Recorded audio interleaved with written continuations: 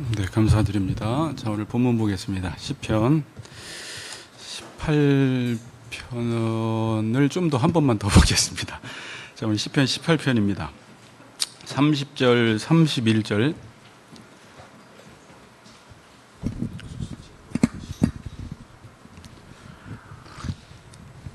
가까이.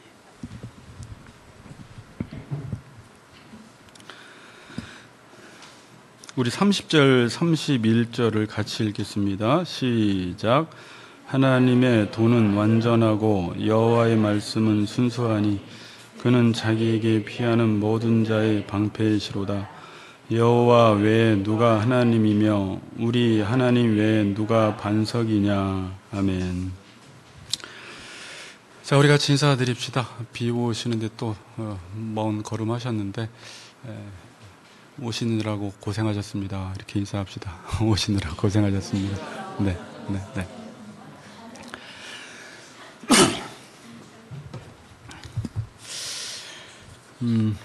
질문으로 설교를 좀 시작하겠습니다. 자, 우리가 학교는 왜 다니죠?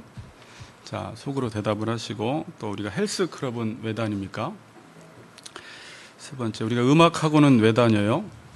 요 세 개는 되게 쉬워요. 근데 교회는 왜 다니냐라고 하면 답을 쉽게 말하기가 힘들어요. 자, 교회는 왜 다니죠? 교회는 이제 레슨을 받는다고 했잖아요. 그러니까 교회에서는 어떤 레슨을 받으려고 오죠? 말씀 레슨. 예수 닮는 레슨을 받으러 오는 거예요. 예수 닮는 레슨. 그러니까 어떻게 보면 이 레슨이 제일 어려워요. 어찌 보면 불가능할 것처럼 보여요. 내가 예수를 이렇게. 과연 유재규가 예수를 절레절레죠. 근데 지금 교회에 온 이유는 우리가 그 예수 닮는 레슨을 배우는 것입니다. 특별히 이제 예수님이 어떤 분이시냐면 잘 섬기는 분이세요. 그래서 우리 보고 이 섬김의 레슨을 잘 받으라고 하나님께서 이 교회를 우리에게 허락하신 거예요. 자, 그런데 교회를 오래 다녔는데 나는 여전히 섬기지를 못하고 예수님을 닮은 모습이 별로 없다면 지금 교회 다니면서 레슨을 잘 못 받은 거예요. 그러니까 헛다니는 거 있잖아요. 여러분들이 자녀들한테 야, 너는 그렇게 헬스클럽을 오래 다녔는데 어떻게 그 모양이냐? 돈이 아깝다. 뭐 이렇게 말할 수 있죠. 학원이나 학교를 오래 다녔는데 공부를 여전히 못하면 헛다녔다라고 말하듯이 교회를 오랫동안 몇 년 동안 다녔는데 물론 우리는 죽기 전까지 예수를 완벽하게 못 닮는데 조금이라도 예수를 닮아야 하고 조금이라도 이전에는 내 중심적으로 살았다면 사람들을 섬기며 살아야 되는데 신앙 연수는 긴데 그 섬김이 내 안에 없다면 지금 교회를 다니긴 다녔는데 조금 포인트에서 비껴나서 교회를 다닌 것입니다. 교회를 오래 다녀도 섬기지 못하고 예수님을 닮지 않는다면 교회를 헛다녔다라고도 말할 수가 있어요. 만일 우리가 교회에서 레슨을 잘 받았다면요, 삶을 잘 살게 됩니다. 그러니까 이렇게 부자라 잘 사는 게 아니라 우리에게 주어진 이 삶의 영역 속에서 삶을 아름답게 살아가요. 그러니까 우리의 삶 속에서 아름답게 연주하는 인생을 살아가게 되어서요, 그 한 사람의 인생으로 인해서 주변에 많은 사람들이 되게 덕을 봐요. 좋아해요. 여러분, 예수님 한 사람만 잘 살아도요, 지금 수천 년 동안 수많은 사람들이 그 예수님 때문에 너무나 좋은 영향을 받고 살아가고 있어요. 저 한 사람이 하나님으로부터 레슨을 잘 받으면 여러분들에게 제가 감동을 주고 싶다고 해서 주는 게 아니라 그냥 잔잔한 감동을 받고 영향을 주고 위로와 힘이 되게 돼 있는 것입니다. 이제 그런 차원에서 나는 지금 주변 사람들에게, 이웃들에게 어떻게 잔잔한 감동과 위로와 힘이 되는 삶을 살고 있는가를 한번 생각을 해봐야 돼요. 상식적으로도 여러분, 교회를 다니지 않아도 주변 사람들이 내가 오는 걸 싫어하면 안 돼요. 난 그 사람이 오는 게 너무 싫어. 난 그 사람만 우리 교회 안 왔으면 좋겠어. 그러니까 이런 사람이 되면 안 됩니다. 잘못 살고 있는 거예요. 삶이 아름답지가 않은 것입니다. 그 신앙생활에서 제일 중요한 것이 뭐냐면 들은 말씀을 가지고 내 삶의 현장에서 내가 살아가는 그곳에서 일하는 현장에서 말씀대로 살아내야 하는 것입니다. 뭐라고요? 말씀대로 살아내야 해요. 내가 있는 곳에서. 그 말씀대로 살아낸다라는 게 이제 신앙생활에서 제일 힘든 부분이에요. 말씀을 듣는 건 쉬워요. 근데 말씀을 나의 삶의 현장에서 적용하고 녹아내리게 하는 그 일이 우리에게 가장 어려운 숙제예요. 근데 예수님이 이걸 제일 잘하셨어요. 말씀을 가지고 죄악된 이 땅에 오셔서 그 말씀을 이 세상에서 실현시켰어요. 구현시켰습니다. 녹아내리게 했습니다. 이론적으로 의만 외친 게 아니라 그 의가 이 땅에서 이루어질 수 있도록 자신의 삶으로 보여주는 삶을 사셨던 분이 예수님이세요. 이게 제일 어려워요. 그래서 신앙생활은 사도 바울도 경건에 이르기를 연습해라라고 했어요. 성경에서는 양육이라는 주제가 아주 커요. 성도들이 잘 자랄 것 같지만 이 목사도 그냥 목사라는 가운을 입고 있다고 해서 제도권 속에서 신학교를 나왔다고 해서 저절로 경건해지지 않습니다. 절대로. 훈련을 받지 않고 양육을 받지 않고 하나님의 말씀을 삶 속에서 살아내기 위해서 계속해서 지난 시간에 우리 혁이 이야기해서 죄송한데 배운 걸 가지고 집에 와서 계속 반복해서 훈련하지 않으면 그 배운 이론은 내 것이 안 되더라는 것입니다. 그래서 우리에게 필요한 것은 계속되는 반복 훈련이에요. 노래를 잘해야 하고 어떻게 해야 하는지 말하는 것과 실제 노래를 잘하는 것은 다른 문제입니다.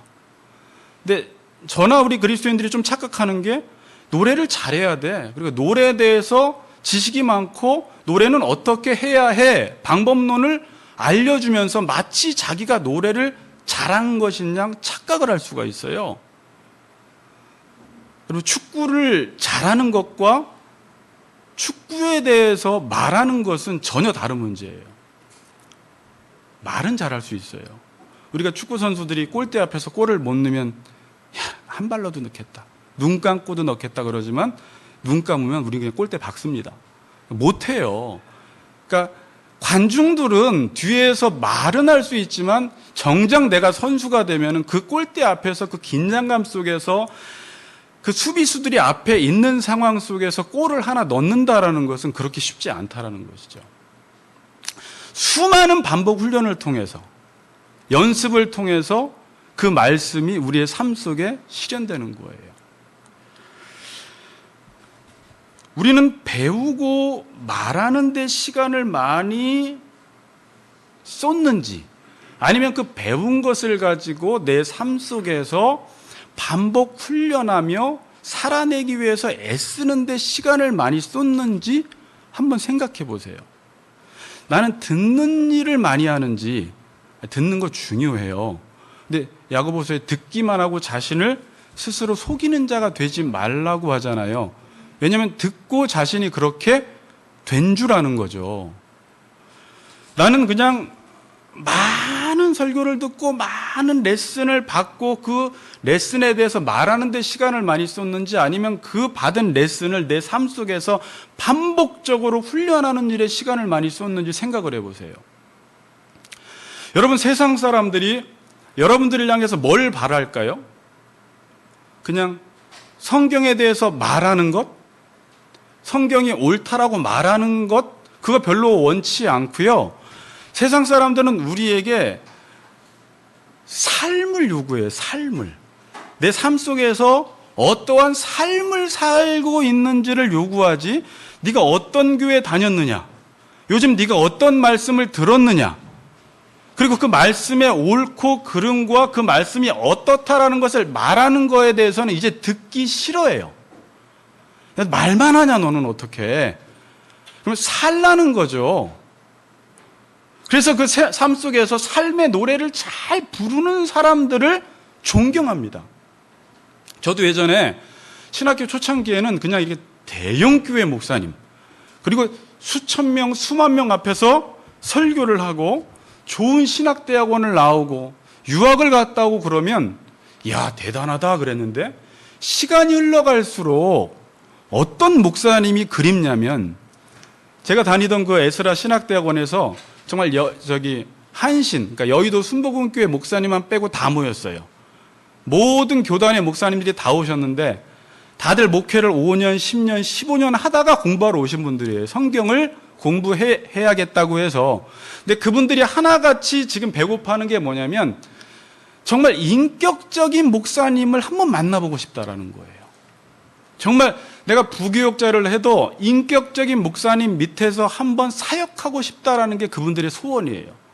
그러니까 뭐 이제 큰 교회 가고 싶다 이런 말씀을 안 하세요. 그거에 대한 갈증과 그리움이 있는 거예요. 좀 삶으로 표현해내시는 분이 없나. 그 대가 점점점 끊어져 가고 있어요.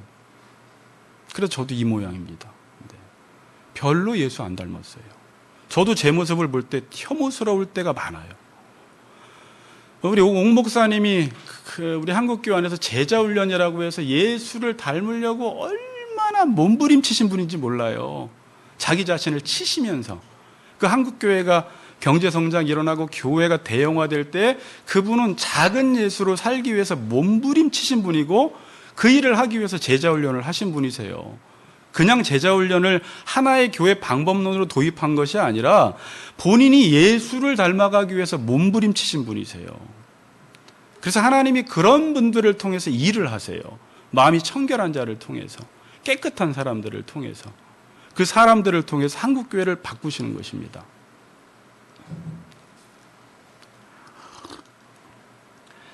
삶의 노래를 못 부르는 사람은 삶이 뒷받침되지 않으면요, 다른 것을 아무리 잘해도 별로 아름답지가 않아요. 여러분, 요즘은 가수들이 노래를 잘하고 연예인들이 연기를 잘하고 어떤 목사가 막 교회를 대형화시켰어도 그 사람이 삶 속에서 삶의 노래를 잘 부르지 못하면 인정해주지 않습니다. 지금은요. 저도 그래요. 제가 별로 예전에는 인정해줬는데 삶이 어떤가를 보는 거예요. 그 부분을 체크해요. 지금은 교인들조차도. 그게 뒷받침되지 않으면 연기를 아무리 잘해도 존경해 주질 않아요. 연기는 잘하는데 인격이 글러먹었어? 우린 이런 말을 해요. 저 목사님이 교회는 키웠는데 삶이 엉망이야. 말하는 게 사람들을 무시해. 교만해. 회장 같아. 그래서 그걸 인정해 주지 않아요. 코로나가 우리에게 주는 이 어려움도 있지만, 제가 요즘 코로나에 관한 책들을 좀 보면서 이제 코로나 이전으로는 앞으로 못 돌아간대요. 지금 학자들이나 미래학자들이. 그러니까 지금 준비를 하고 있어요. 지금 목사님들도 이 포스트 코로나 이후의 세대에 대해서 계속 지금 목회적 대안들을 지금도 고민하고 있고 제시하고 있습니다. 여러분들도 고민해야 되고 저도 함께 같이 고민을 해야 돼요. 이제 코로나가 우리에게 준 어려움들도 많지만 유익은 뭐였냐면, 이건 지금 제가 갑자기 생각한 게 아니라 코로나 터져서 조금 지나고 나서 참 좋은 면도 있다라는 것을 생각한 게, 지금 사회적 거리 두기를 하잖아요. 사회적으로는 거리를 두는데 거리를 두면 거리가 좁혀지는 부분이 있어요. 누구랑 좁혀질까요? 제가 보니까 첫 번째는 저랑 좁혀져요. 저랑. 물론 저는 부교육자 때 너무 일 중심적으로 살다가 개척을 하면서 저랑 거리가 많이 좁혀졌어요. 저를 돌아보는 시간이 많았어요. 생각할 수 있는 시간도 많았어요. 여러분들이 듣기엔 어떤지 모르겠지만 저는 이전 부교육자 때보다 설교 준비를 한 3배, 5배 정도는 합니다. 그러니까 생각을 많이 해요. 생각을 많이 하는 게 특징인데, 되게 좋은 건 거리두기를 하고 어떤 일이 줄어들면서 할 일이 없는 게 아니라 나를 돌아보는 시간이 많아진 것이죠. 그게 아주 저에게는 유익했고요. 두 번째는 자꾸 집에 있다 보니까 집에서 자꾸 애들 얼굴을 자주 보게 되고 아내 얼굴을 자주 보게 되고 이렇게 되는 거예요. 뭐 또 저희 가정뿐만이 아니라 막 남편들이 막 재택근무하면서 집에 그냥 계속 애들과 함께 4명, 5명씩 세 끼를 같이 밥 차려 먹으면서 몇 달씩 있다 보니까 처음에는 답답했는데 뭔가 해야지, 이게 하루 이틀에 끝나는 문제가 아니잖아요. 그러다 보면 지금도 그래서 이 코로나 때 하나님께서 원하시는 것이 뭔가라고 할 때 어떤 미래학자는 이 가정 예배가 회복돼야 된다라고 보고 있어요. 우리가 잃어버렸던 가정 예배, 가족 간의 대화. 너무 각자가 바빠서 일하느라고 공부하느라고 집에 오면 방에 들어가서 방문을 닫고 살던 문화에서 모이는 거죠. 어쩔 수 없이 자꾸 모이게 돼요. 어쩔 수 없이 자꾸 얼굴을 보게 되는 것이죠. 그러면서 어떻게 보면 가정 예배뿐만이 아니라 그동안 그들의 필요, 그들이 원하는 것, 정말 내 아들이 어떻게 살았는지, 우리 아내가 어떻게 살았는지 대화를 못했다면 충분히 대화할 수 있는 아주 좋은 시간이라는 것입니다. 교회적으로도 뭐 지금 총리의 정책에 대해서 뭐 지금 뭐 탄압이다, 뭐 핍박이다 그러면서 뭐 데모도 하고 여러 가지 글들도 많이 올라오는데, 물론 그런 요소가 없지 않아 있겠죠. 그런데 교회 건물과 거리를 두면서 하나 또 유익한 것은 내가 교회로 살아갈 수 있는 기회가 제공된 거예요. 교회는 건물로 나가는 것만 교회 다니는 게 아니잖아요. 교회가 돼야 되잖아요. 내가 예수 그리스도를 머리로 해서 그분의 통치를 받고 나의 삶 속에서 살아나가는 게 내가 교회로 살아가는 것이거든요. 어찌 보면 지금까지는 많은 사람들이 종교활동, 그냥 교회 다니는 일에 너무 매진했죠. 레슨으로 따진다면 배우는 일만 한 거예요. 그냥 이 선생 만나서 배우고 저 선생 만나서 배우고 이 목사한테 또 설교 듣고 저 목사한테 설교 듣고. 근데 뭐가 부족했어요? 그 수많은 레슨 받은 내용들을 내 삶 속에서 반복해서 훈련할 수 있는 시간은 적었어요. 하다못해 집에서도 말씀만 들으면 안 돼요. 이제 그 말씀을 지금 내 옆에 있는 아내와 남편과 자녀와 이웃과 한번 임상실험을 해보는 거죠. 이게 진짠가? 아닌가? 되나? 안 되나? 한번 내가 훈련해 볼 수 있는 좋은 장을 이 코로나가 우리에게 주었다라는 거예요. 자, 제가 이제 다음 주에도 또 이거 가지고 설교를 할까 말까 뭘 하다 보면 막 생각이 나니까 이제 일에 대해서도 많은 생각을 했는데, 지금까지 코로나 이전까지 뭐 우리는 살기 위해서 뭘 한 게 아니라, 그러니까 살기 위해서 무엇을 해야지 그걸 삶이라고 해요. 자, 아시죠? 근데 지금까지는 뭘 하기 위해서 살았어요. 그러니까 자꾸 뭘 해요. 그러니까 하면 안 돼요, 원래. 왜냐하면 레슨이라는 것은 하나님이 하라고 하는 대로 사는 거예요. 그러니까 내가 뭘 할 필요가 없어요. 그럼 어떻게 살아요? 하라는 게 있죠. 그걸 가지고 내 삶의 영역 속에 살아내는 게 삶이다, 교회다 그래요. 근데 우리는 이 가인의 후손들의 특징은 계속 문명을 발전시키는 일을 해요. 공학도들이 나와서. 그러니까 레슨을 받은 대로 살 생각은 안 하고 내가 뭘 하려고 목표를 정해요. 이게 죄예요.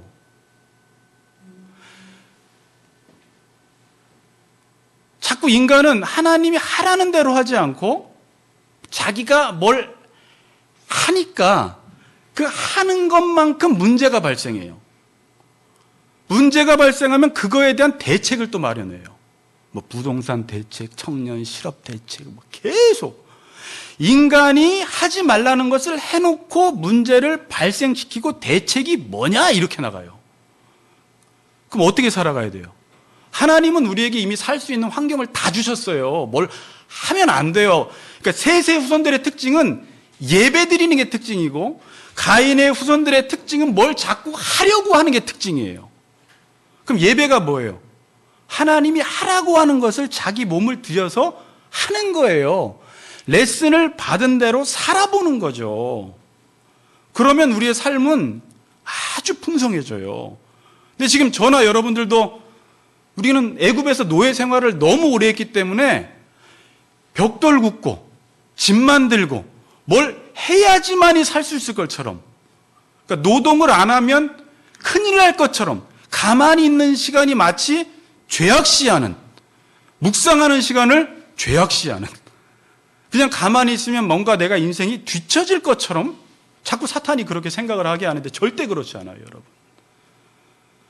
성경은 묵상하는 자가 복이 있대요. 뭘 묵상해요? 하나님이 하라고 하는 것을 하기 위해서 오래 묵상하는 거예요. 여러분들 그런 시간이 있습니까? 그런 시간이 필요한데 시간 나면 뭐 할까? 야, 우리 시간 때우러 가자. 그러니까 저도 그랬어요.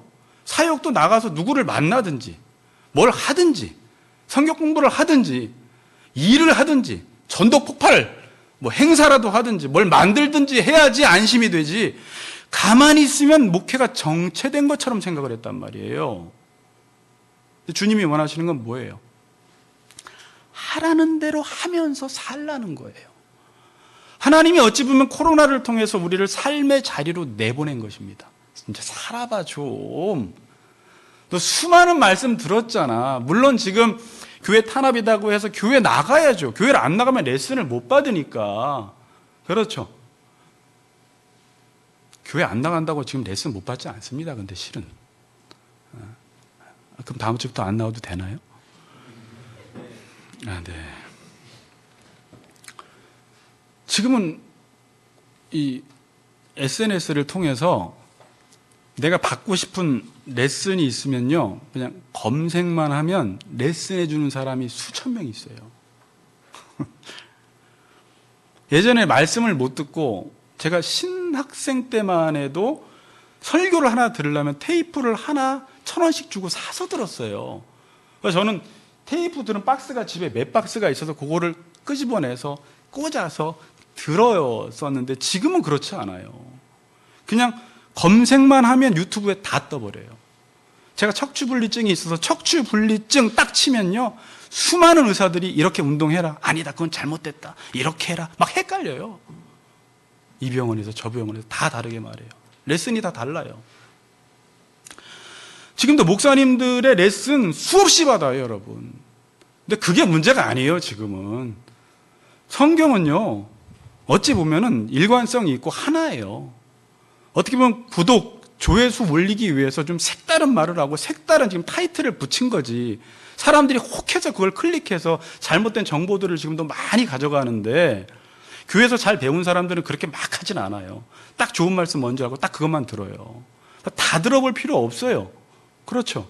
다 그게 그 내용이에요. 표현하는 방식만 다른 거지.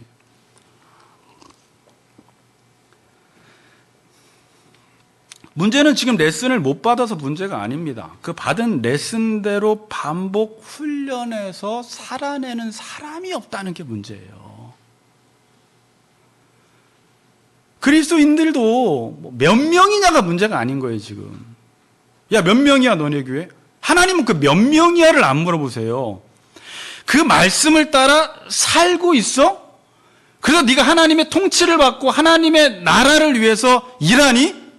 이걸 묻지, 몇 명이야? 몇 번 갔어? 이걸 묻지 않는다는 거예요. 그게 산상설교에서 주의 이름으로 선지자 노릇하고 귀신 쫓아내고 많은 권능 행한 거 묻지 않고 그분이 하라는 뜻대로 했냐, 이거를 주님은 물으시는데 우리는 헛다리 짚고 있는 거예요, 자꾸. 여러분 속으면 안 돼요, 절대. 주님이 우리에게 뭘 요구하시는지를 알아야 돼요. 그래서 불안해할 필요도 없어요. 내가 지금 말씀을 따라 우리 아들 하나와도 잘 살기 위해서 1년, 2년, 3년, 4년 노력하면 신앙생활 잘한 거예요. 그래서 관계가 좋아진다면, 하나님의 뜻대로 안 살고 교회에서 수많은 일을 한 사람보다 그 관계 하나 회복시키기 위해서 몸부림치고 반복 훈련한 사람을 하나님은 더 인정해 주세요. 작은 소자에게 행한 것이 내게 행한 것이다 그래요. 또 이렇게 설교하면 또 확 치우쳐가지고 교회에서 나 이제 일하지, 이렇게 하라는 말은 아니에요. 그 레슨 못 받은 게 문제가 아니라 그 받은 레슨대로 반복해서 살아내는 훈련을 한국교회가 이제 해야 돼요. 너무나 많은 말을 들었어요. 못 들은 사람은 더 들으세요. 근데 많이 들은 사람은 이제 삶의 훈련으로 들어가세요. 그래도 돼요. 사무엘상 3장 1절에 보면 말씀이 희귀하여 이상이 보이지 않더라라는 말씀이 있죠. 그게 무슨 뜻일까요? 말씀의 이론이 희귀해졌다는 말이 아니에요. 성경에서도. 말씀대로 사는 사람이 희귀해진 거예요. 여호수아가 죽은 그 이후의 세대가 말씀대로 사는 사람이 희귀해졌어요. 이상이 보이지 않아요. 왜요? 반복 훈련하는 사람이 없습니다. 반복 훈련은요, 유튜브에서 못합니다. 그러니까 훈련은 내가 해야 돼요. 내가 몸으로 하는 거예요. 몸으로. 신앙은 몸으로 하는 거예요. 반복 훈련은. 그러니까 이제 본문 표현으로 하면 단순한 이 반복 훈련이라는 말은 그냥 일반 레슨과 달라요. 성경의 레슨은 반복 훈련이라는 게 하나님이 하라고 할 때, 이렇게 힘을 주실 때, 맨날 똑같은 얘기인데, 내 힘을 빼는 일을 하는 거예요. 계속 빼는 반복을 하라는 거예요. 하나님이 레슨을 나에게 하실 때, 내 생각과 내 방식들을 죽이는 일을 하라는 거예요, 성경은. 자기를 부인하지 않으면 주님을 따라갈 수가 없다는 거예요. 하라는 대로 하지 않으면 주님의 제자는 못한다는 거예요. 네 방식대로는. 그러니까 이 부분이 기독교 신앙에 있어서 제일 중요한 부분이에요. 근데 교인들은 이 부분을 등한시해요. 목사도. 왜? 당장 드러나 보이지가 않기 때문에 그래요. 이 레슨을 받고 반복하는 건 집에서 혼자 해야 되는 거예요. 관계 속에서 부인과 남편과 자녀와 이웃과 보이지 않는 전쟁을 하는 거예요. 오늘 욕해 말어. 오늘 엎어 말어. 이거예요. 그러니까 안 엎는 거예요. 이겼어요. 욕 안 하는 거예요. 여기까지 나왔어도 물론 주님은 겉으로 속에 있는 것들을 주님은 우리의 중심을 보시지만 주님은 그것도 잘했어 재규야 그래요.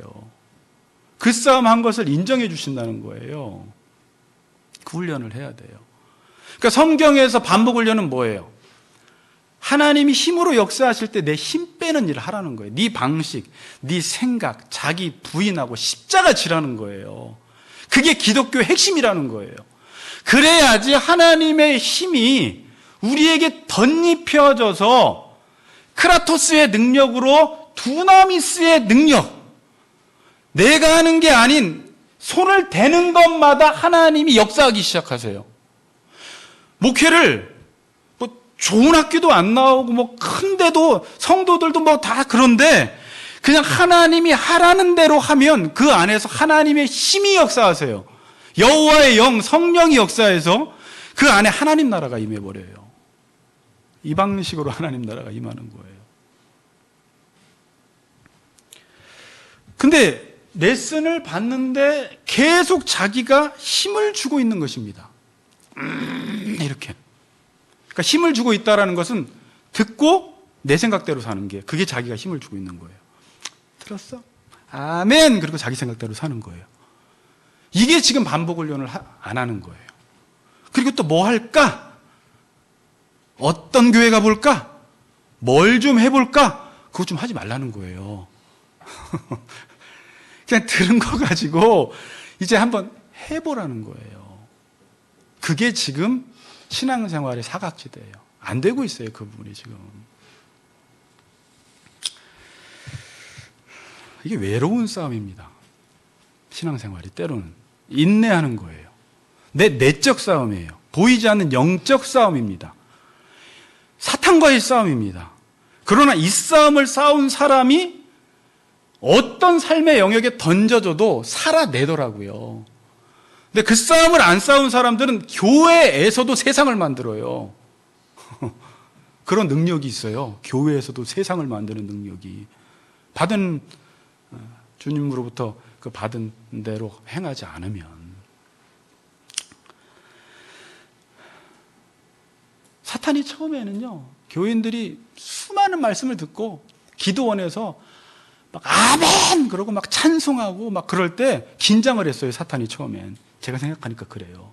왜냐하면 이 사람들이 이 말씀을 들으면 나가서 다 그렇게 살면 사탄의 나라는 무너지고 하나님 나라가 임하니까 막 긴장을 해서 사탄이 처음에 뭘 공격했어요? 초대교회 때부터 공격한 게요, 막 삼위일체 뭐 그리스도 기독론 다 공격했어요. 이론을 막 왜곡시키고 변질시키고 뒤집는 일을 했어요. 근데 사탄이 지나다 보니까 뭐야 이거? 이 사람들 말씀 들어도 말씀대로 안 사네? 안심하기 시작했습니다. 사탄이 그래서 잠을 자기 시작했어요. 말씀은 그렇게 많이 듣는데 그렇게 안 사는 것 보고 사탄이 공격할 게 없어졌어요. 왜? 하나님의 말씀대로 살려면 반드시 자기 부인의 기도를 하는 사람을 통해서만 하나님이 일하시거든요. 근데 기도를 안 해. 기도를 해도 자기 원만 구해.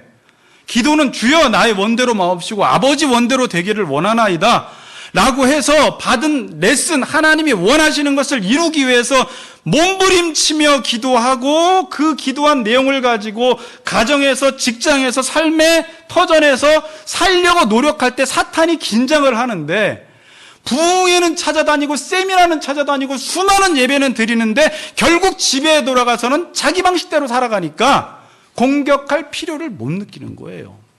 공격할 이유가 없습니다. 그런 사람들은 공격당하지 않습니다. 다 가라는 거예요. 신학교 다 가래요. 목사들 너희들 다 가. 집회도 하루에 10번씩 가. 부흥회 다 가. 그래도 겁 안 내요. 어차피 이 사람들 그렇게 안 살 거거든. 그냥 그렇게 안 사는 사람과 듣고 안 사는 사람은 똑같거든요. 매만 더 맞아요, 주님께. 성경 보니까. 넌 듣고 안 했냐? 매나 더 맞아라 그래요.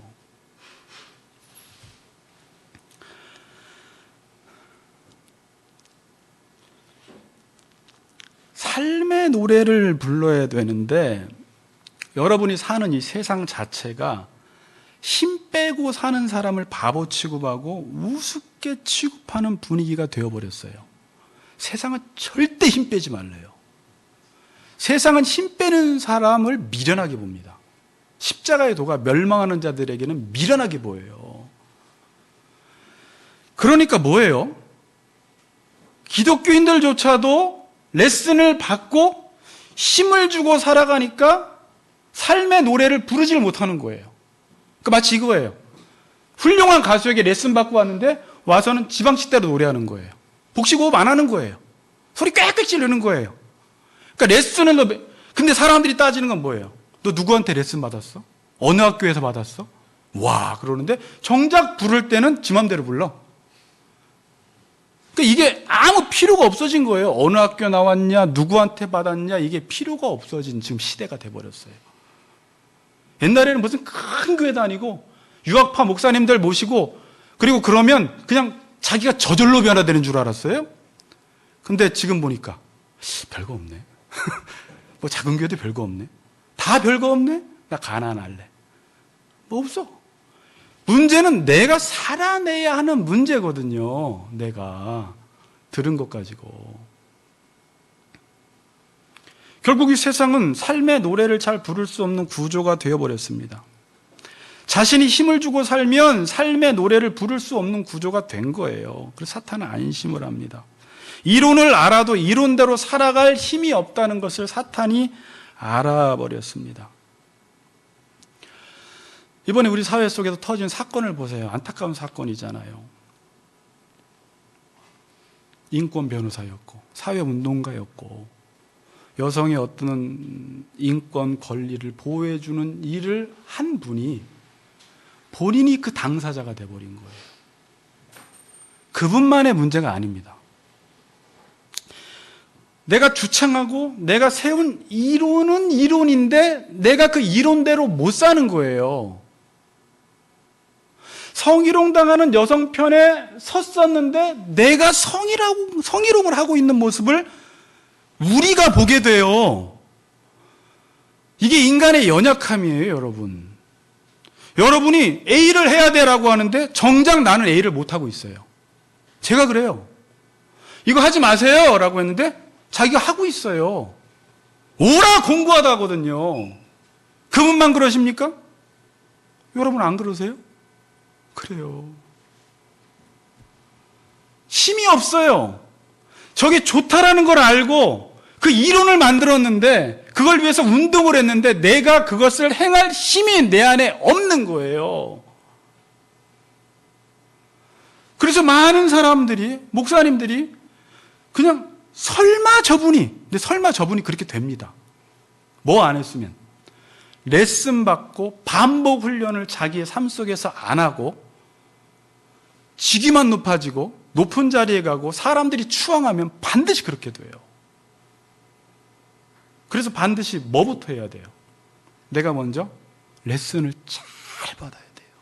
하나님의 힘으로 덧입혀지지 않고 띠띠워지지 않으면 누구나 다 그렇게 돼버려요. 그래서 욕할 게 없어요. 그래서 갈라디아서 6장에서 뭐라고 해요? 네가 형제가 범죄한 일이 드러나거든 너 돌아보라는 거예요. 두려워하라는 거예요. 너 똑같아. 자꾸 손가락질만 하지 마. 어떻게 그럴 수가 있어? 그럴 수 있다는 거예요. 너도 그러고 있잖아. 뭐 안 하면? 반복 훈련하지 않으면, 인격 훈련하지 않으면 똑같다는 것입니다. 그래서 목사가 너무 빨리 뭐가 막 성장해도 안 돼요. 너무 빨리 급성장해도 안 돼요. 레슨 받은 걸 가지고 훈련하는 시간에 비해서 너무 잘 돼버리면 망하는 거예요. 근데 하나님이 그 훈련만 잘 되면요, 하나님이 알아서 해주세요. 그게 좋은 거예요. 내가 하지 않고 하라는 대로 살았는데 하나님이 주실 때 이건 무너지지 않아요. 근데 내가 세운 것들은 무너져 버려요. 하나님을 의존하지 않으면 모든 이론은 다 실천 불가능입니다. 이제 의존한다는 표현이 뭔지 알겠어요? 제가 의존으로 확 단어를 바꿨어요. 뭐가 의존이에요? 하나님이 레슨해 줄 때 내 생각과 내 방식을 버리고 그분이 하라는 대로 하는 게 그분을 의존한다. 이게 다윗의 가장 큰 특징이에요. 내가 두려워하는 날에는 주를 의지하리이다. 이게 의존했다라는 말. 29절에 내가 주를 의뢰하고 라고 하죠. 내가 하나님을 의존하고 라고 해요. 이게 다윗이에요. 이게 의를 따라 행하는 거예요. 의가 뭐예요? 정확하게 의라는 것은 그분이 레슨해 줄 때 내 생각과 내 힘을 빼고 그분의 의를 받아들이는 게 의라고 하는 거예요. 그분의 의를 받아들인 것밖에 없는데 나를 의인 취급해 주시는 거예요. 의, 알겠죠? 의는 나로부터 나오는 게 아니에요. 그래서 하나님을 의존하지 않으면 모든 이론은 다 실천 불가능합니다. 그래서 그리스도인들이 실천적 무신론자가 돼버려요. 이론만 외치지 행동하지 않습니다. 아니, 행동할 수가 없어요. 제가 이론만 외치지 반복 훈련하지 않으면 행동할 수가 없다고요. 그냥 계속 연기해야 돼요. 근데 언제 삐쭉 삐져나오죠.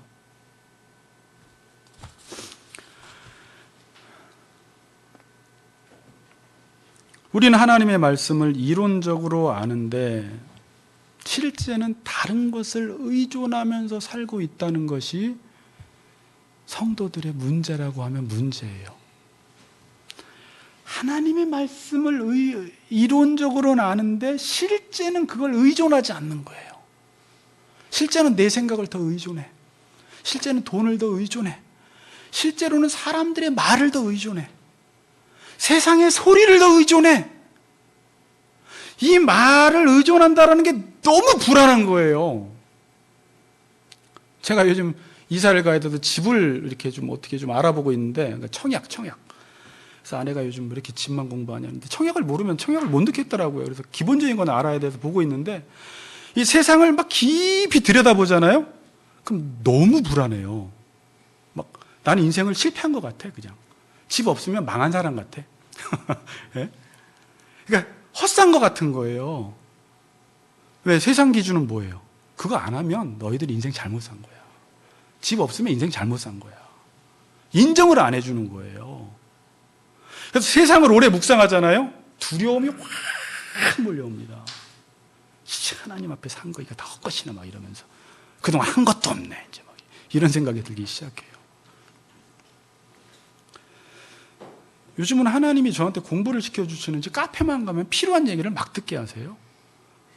어저께도 카페를 갔는데 아내한테도 얘기했는데 어떻게 옆에서 이야기하는 또 아주머니 둘이서 1시간 동안 얘기하는 게 청약 이야기, 아파트 이야기, 주식 이야기만 계속해요. 34평이 넘으면 10억이 넘는데 난 어떡하지? 난 서울에 2년 거주해야지. 저걸 해도 되는데 난 지금 30몇 살밖에 안 됐는데. 그냥 집 하나 이제 그거 하나가 온 관심사예요. 그것도 이제 엄마들이 이야기하는데 옆에서 꼬마 아이가 그때서야 엄마 그만 가자 그러니까 알았어 그러니까 나가지. 안 그랬으면 계속 주식 이야기해요. 뭐 계속 청약 이야기하고. 그러니까 집을 사지 말라는 게 아니에요. 저 집 하나 있으면 좋겠고 살 집이 있고 애들도 커지니까 넓어야 되잖아요. 당연히 저도 지금 알아보고 있죠. 근데 문제는 그게 아닌 거예요. 그거를 의존하고 사는 거예요. 하나님의 말씀은 말씀이고 나는 그걸 의존하지 않아 지금. 다른 걸 의존해. 우상이에요, 우상. 삶을 노래한다라는 것은 쉽지가 않습니다. 쉽지가 않아요. 근데 저나 여러분이나 하나님 말씀을 의존하지 않으면 하나님의 힘으로 띠띠워지지가 않아요. 그러면 힘 빠진 삼손이 돼버려요. 박제된 호랑이가 돼버려요. 삼손이 될 수 있었던 것은 삼손이 아니라 나실인이라 힘이 있었던 거예요. 나실인으로 살 때만 하나님의 여호와의 영이 임해요. 사사기서에 보시면 읽어보시면 여러분들의 힘은 구별된 삶을 살 때만 하나님의 힘으로 덧입혀져요. 저한테 목회적 가장 큰 숙제는 뭐냐면요, 뭐 사역자를 많이 두고 성도들이 많아지고 교회가 커지고가 아닙니다. 그렇게 됐는데 제가 하나님의 힘으로 덧입혀지지 않으면 성도들을 죽인다니까요. 아무리 좋은 설교를 해도, 멋들어진 설교를 해도 성령이 역사를 안 해요. 삼손의 힘은 머리카락에 있는 게 아니에요. 나실인에 있어요. 구별된 삶, 하나님이 함께 하시는 삶, 하나님이 동행하시는 삶의 능력이 나타나는 거예요. 지금 기독교, 목사, 그리스도인들은 박제된 호랑이가 맞아요. 겉으로는 웅 그러는데 겉으로는 교회가 엉이잖아요. 예수가 머리고 벌써 엉 보이세요? 근데 속은 힘이 없어. 세상 나가면 다 똑같이 살아가. 이게 박제된 호랑이에요. 힘 빠진 삼손이에요. 뭐 안 하니까? 나실인으로 안 사니까. 구별된 삶을 살지 않으니까. 레슨 받은 대로 하지 않으니까 하나님이 여호와의 영을 그 공동체 가운데 부어주실 수가 없는 거예요. 그러니까 청년들이 다 예배를 드려도 변화가 안 돼. 어떤 교회를 가도 그러면. 근데 그냥 허접한 교회 같아도 그 목사님이, 그 성도들이 레슨 잘 받아서 여호와의 힘으로 띠띠워진 사람들이 그 안에 있다면 그 공동체는 그냥 변화됩니다.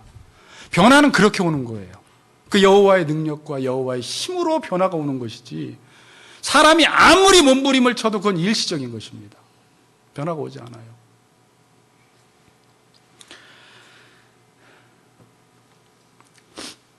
제가 이제 이번 기회에 첼로를 좀 막 계속 묵상하다 보니까 첼로는 줄이 4개예요. 똑같은 첼로인데 누구의 손에 들려지느냐에 따라서 다른 연주가 나오는 거예요. 그렇죠. 그러니까 활 하나로 4개의 줄을 잘 다루는 사람은 기가 막힌 연주를 해요. 그런데 첼로가 아무리 비싸도 제 손에 들려지면 이 4개의 줄을 못 다뤄요. 그럼 엉망인 소리가 나와요. 그러니까 저한테는 10만 원짜리 첼로건 10억짜리 첼로건 똑같아요. 실력이 있는 사람이 좋은 악기를 써야지 좋은 소리가 나오는 거지, 이걸 다루지 못하는 사람은 싼 악기나 비싼 악기나 어차피 깽깽이에요. 어차피 소리가 안 나와요. 제가 이제 삶의 연주를 묵상하면서 우리의 삶도 어떻게 보면 4영역으로 나누어질 수가 있어요. 가정, 직장, 교회, 사회. 근데 우리가 그 영역 4개의 줄로 들어가서 하나님이 그들과 어우러지면서 하모니를 이루어서 좋은 화음을 내라고 우리를 이 땅에 보내주신 거예요. 하나님의 찬송이 되라고. 그런데 내가 가정에 들어가면 나만 가면 불협화음이 나. 내가 직장에 들어가면 불협화음이 나. 사회에 들어가면 계속 싸우기만 해. 그러면 사회와 가정과 교회가 문제예요? 내가 실력이 없는 게 문제예요? 내가 실력이 없어서 연주를 못하는 거예요. 근데 연주 못하는 사람의 특징이 뭐예요? 악기 탓을 하잖아요. 엄마 5천만 원짜리로 바꿔줘. 1억짜리로 바꿔줘. 10억짜리로 바꿔줘. 바꿔준다고 되나요? 물론 실력 있는 사람은 아까 된다고요. 그래서 막 악기도 막 한 달 동안 렌트를 하더라고요. 왜? 정말 실력이 좋은 사람은 어떤 악기를 쓰느냐에 따라서 다른 소리가 나기 때문에 그런 사람들에게는 그게 필요한데, 문제는 늘 악기 탓하는 거예요. 환경 탓하는 거예요. 사람 탓하는 거예요. 가정 식구 탓하는 거예요. 너 때문에 못 살겠다는 거예요. 그러면 하나님은 우리 같은 사람과 하모니를 이루어서 지금 연주를 하시겠다는 거예요. 골치 아프신 거예요. 근데 그게 마침내 이루어질 겁니다. 온 열방이 하나님을 찬양하는 게 계시록에 나와 있어요, 보니까. 그러니까 지금 여러분들, 과연 내가 하나님을 찬양할 수 있어? 하나님은 우리 같은 사람들을 잘 다루어서 거룩하고 흠이 없는 사람으로 만들어서 하나님을 영광스럽게 찬양하는 자들로 만드시겠다라는 거예요. 너도 네 식구, 너랑 마음에 안 맞을 수 있어. 성격 차이 날 수 있어. 직장에 나가면 그 사람 꼴도 보기 싫어. 교회 가면 저 사람 보기 싫지만 저 사람을 문제 삼지 말고 네가 실력 없음을 보고 네가 집에 가서 반복 훈련해. 그리고 나서 만나고 어떻게 하라고요? 연주해 보라는 거예요. 그 사람과 함께. 그럼 엄청난 연주가 되는 거예요. 그걸 하나님이 우리에게 원하시는 거예요.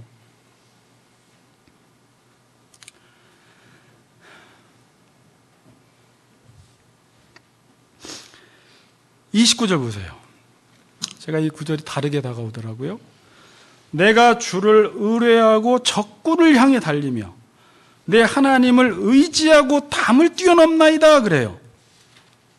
거꾸로 한번 얘기해 봅시다. 내가 주를 의지하지 않고 적군을 향해 달리면 어떻게 될까요?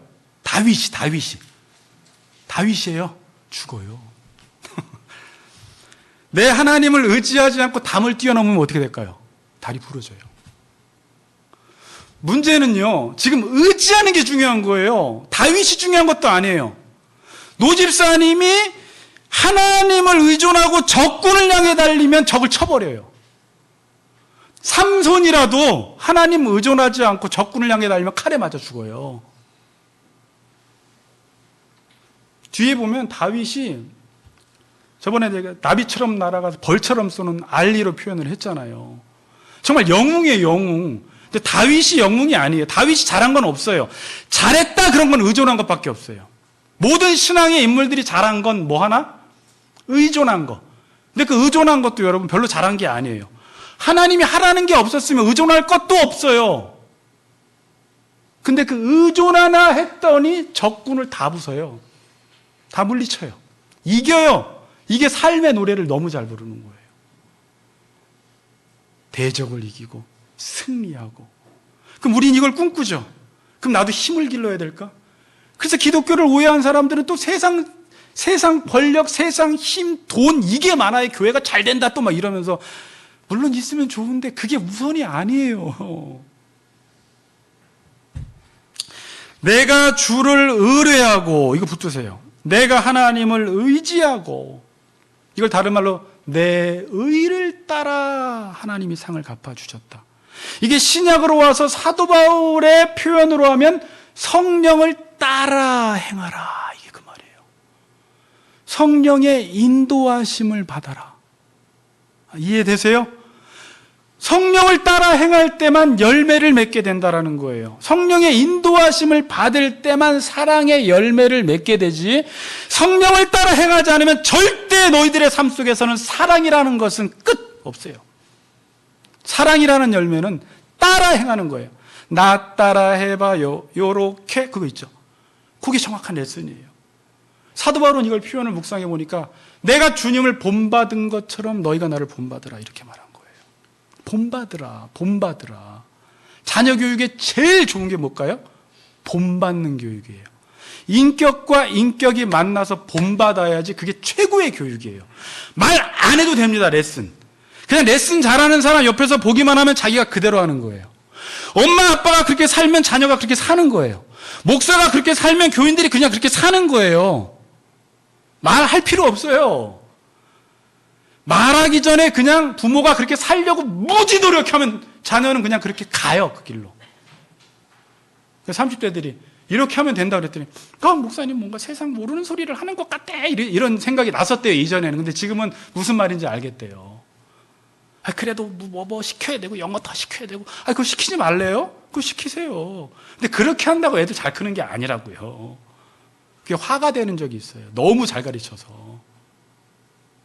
너무 공부를 하나님 모르고 공부를 너무 잘하죠? 그게 화가 돼버려요. 자기한테 확 돌아와요, 화살로. 하나님 모르는데 좋은 대학 가고 하나님 모르는데 좋은 직장 취직하죠? 그게 교만하게 만들어서 하나님과 멀어지는 기회가 돼요. 늦어도 자녀가 하나님 앞에 서야 돼요. 근데 이 중요성을 그렇게 잘 몰라요. 오늘 좀 말이 길어지네요. 자, 제가 오늘 드리고 싶은 말씀은 하나님의 말씀을 용기를 내서 그 말씀을 따라 행하라는 거예요. 용기를 내서. 아까 여호수아에 나온 것처럼 담대하라. 두려워하지 말아라. 내가 내게 명령한 그것을 기록한 대로 다 지켜 행하라는 거예요. 그럼 이긴다는 거예요. 이걸 누가 깨닫겠습니까, 지금? 그러니까 하나님의 말씀을 따라해본 이 다윗이 하나님의 말씀을 따라 살아보고 나서 고백하는 게 오늘 본문이에요. 뭐라고 고백해요? 하나님의 도는 완전하고 여호와의 말씀은 순수하니 그는 자기에게 피하는 모든 자의 방패시로다. 이게 무슨 말이에요? 하나님의 말씀의 교본은 완벽하다는 거예요. 우리 인생을 살아나가는 데 있어서 무엇을 해야 할지, 어디로 가야 할지, 어떻게 살아가야 할지에 대한 완벽한 교본이라는 거예요. 교과서라는 거예요. 여호와의 말씀은 따봉. 그 사울로부터 도망 다니면서 때로는 원수도 갖고 싶고 자기 생각대로 하고 싶은데 여호와의 기름 부은 자, 여호와께 기름 부음 받은 그 종을 자기가 함부로 건들지 않고 하나님의 말씀을 따라 행했을 때 하나님이 자기의 인생 속에 어떻게 인도하시고 어떻게 섭리하셨고 어떻게 축복해 주시고 자녀에게 어떻게 복을 주시는지를 다 보고 나서 인생에 대해서는 하나님을 따라갈 자가 없다는 거예요. 하나님 원포인트 레슨 하세요. 뭐 아내한테 뭐 여러 가지 얘기를 듣다 보면 이 원포인트 레슨, 대가한테 레슨 하나 받는데 돈이 얼마나 많이 드는지 몰라요. 그걸 내고 막 레슨을 받아. 근데 그거 하나 잘 받으면요, 확 바뀐대요. 그 포인트 하나 딱 집어주는 게. 하나님은요, 원포인트 레슨의 대가예요. 증명해 보라고요? 자꾸 눈을 보니까. 제가 그래서 생각하는 게, 우리 인생이 베드로처럼 밤이 맞도록 수고해도 얻은 게 없는 게 인생입니다. 정말 열심히 살았어요. 쉬지 않고 살았어요. 피땀 흘리며 살았어요. 한눈 팔지 않고 뒤돌아보지 않고 살았는데 인생을 딱 뒤집어 까니까 그렇게 열심히 수고하는데 얻은 게 없는 거야. 열매가 없어요. 그런데 주님이 갑자기 어부의 대가가 목수래. 어부의 대가가 베드로인데 목수이신 예수가 찾아와서 한마디예요. 깊은 데로 와서 금을 내려. 이렇게. 야, 예수님, 저 누군지 아세요? 저 어부예요. 참 뼈가 이 바닷가에서 몇 년 동안 어부로 고기 잡는 거로는 저 따라갈 사람이 없는데 지금 목수일 하시던 분이 갑자기 오셔서 깊은 데로 가서 그물 던져? 그때 베드로가 뭐라고 해요? 본문 하나 주세요. 말씀에 의존하여 내가 그물을 내리리이다 이래요. 시몬이 대답하여 이르되 선생님 우리들이 밤이 새도록 수고했으되 잡은 것이 없지만은 말씀에 의존하여 그물을 내리리이다. 그랬을 때 그물이 찢어지도록 잡히고요. 배가 잠겨버렸어요. 동료들 와서 도와줘. 밤이 맞도록 수고했는데 얻은 게 없어요. 예수님 말씀대로 자기의 생각을 부인하고 새벽에 날이 환해지면은 고기들이 다 낮은 데로 돌아오는데 뭐 깊은 데로 그물을 내리래. 말도 안 되는. 그리고 나서 하는 말이 뭐예요? 무릎 딱 꿇고 주여 내가 죄인이로소이다 그래요. 할 말 없습니다. 주님이 대가이십니다. 사람들은 자꾸 내가 왕년에 뭐가 있고 내가 뭐가 전공이고 내가 이 분야에서는 그래도 그런 거 다 내려놔야 돼요. 주님이 대가예요. 주님이 하라는 대로만 하면 돼요.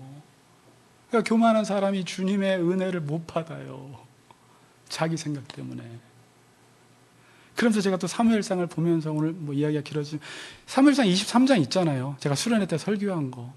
자기도 사울에게 쫓기는 상황 속에서 자기 동족 그일라 백성들이 지금 블레셋으로부터 지금 공격을 당하고 있어요. 그럼 당연히 어떻게 했어요? 지금 사울이 죽이려고 쫓아와요. 군사 다 풀었어요. 그런데 그일라 백성 구하다가는 자기가 완전히 노출돼 버려요. 그러니까 옆에 다윗의 측근들이 뭐라고 해요? 지금 우리도 두려운데 그일라 백성들을 어떻게 돕냐? 가자라고 하는데 다윗은 또 묻습니다, 하나님께. 그때 하나님이 도와라. 블레셋 다 치고 그일라 백성 구원합니다. 그리고 하나님의 역사를 경험해요.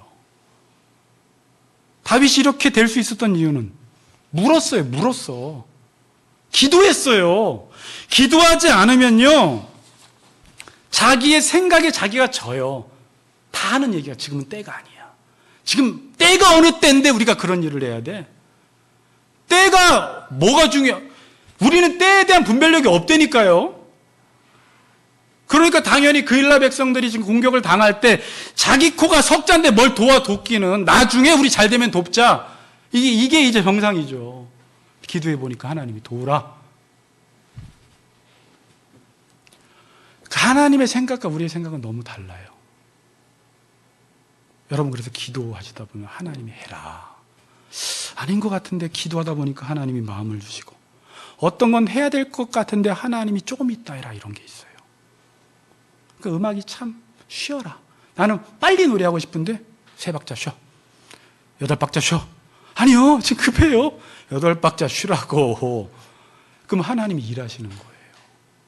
하라는 대로 노래하면.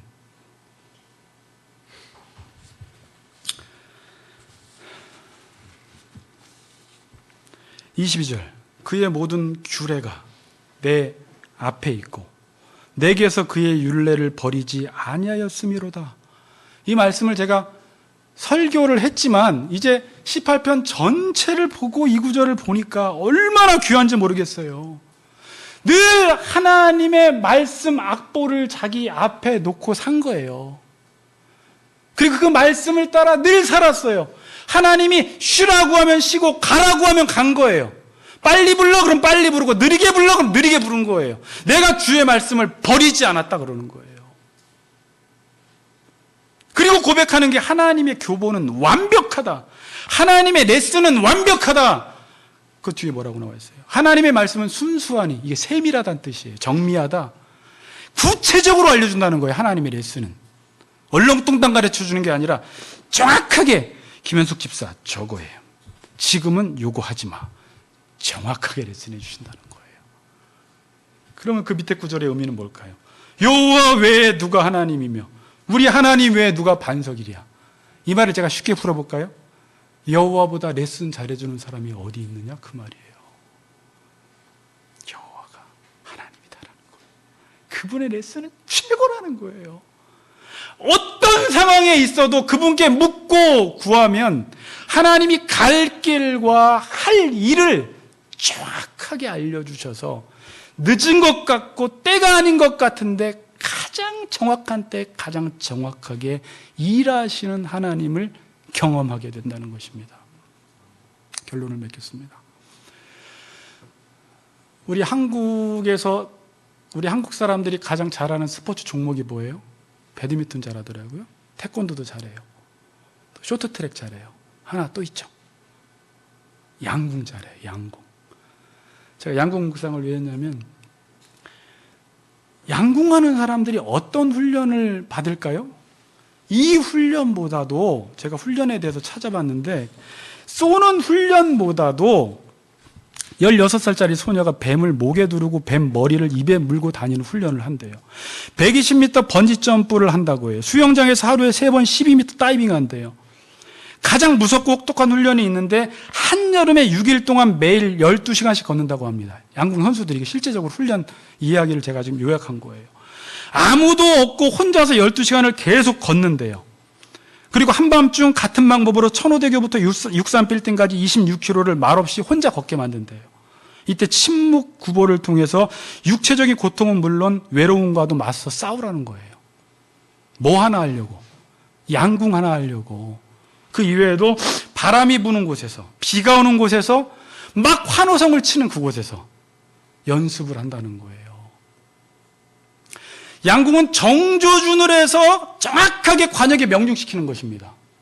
근데 심리적인 요인이 50% 이상 작용한대요.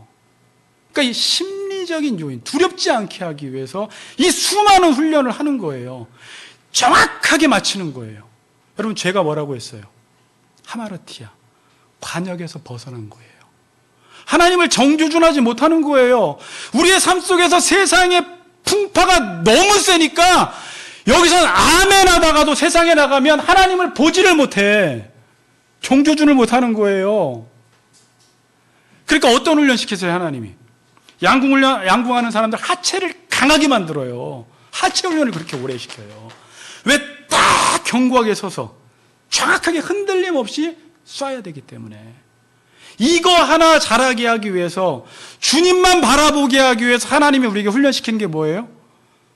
그냥 비유지만 뱀은 뭐예요? 사탄이 또 유혹할 수도 있어요.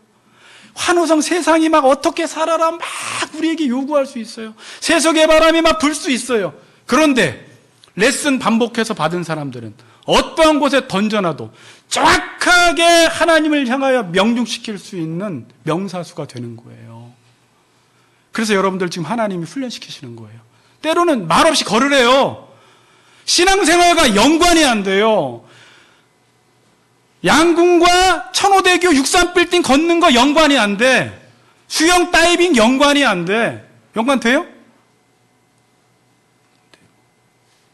근데 하나님이 가끔 여러분들에게 그런 훈련을 시키세요. 뭐 하려고? 앞으로 이 시대는 사단이 발악을 할 거예요. 차별금지법 이런 게 문제가 아니에요, 앞으로. 이제 윤리가 막 다 뒤집어져요. 가치관이 전도돼 버려요. 세상 사람들 글로 막 휩쓸려 가요. 그 가운데서 내가 하나님만 바라보며 하나님을 찬양할 수 있는 삶의 노래를 부를 수 있는 사람으로 하나님은 우리를 만드시기 위해서 지금 훈련시키고 계신 거예요. 이번 주도 지금 예배 마치면 또 가정, 직장, 사회, 교회 여러분 나가셔서 지금 맡겨진 그곳에서 한번 연주하는 연습을 또 해보세요. 하다가 욕도 하세요. 하다가 더러워서 못해 먹겠나도 하세요. 하다가 때려치기도 하세요. 그런데 좋아요. 그렇게 계속 하시다가 여러분들도 모르는 사이에 예수 냄새라도, 예수 조금이라도 닮아가는 하나님의 사람으로 변화되어 있는 여러분들을 보게 될 것입니다. 승리하시는 우리 같이 걷는 교회 성도님들 되시기를 주의 이름으로 축복합니다.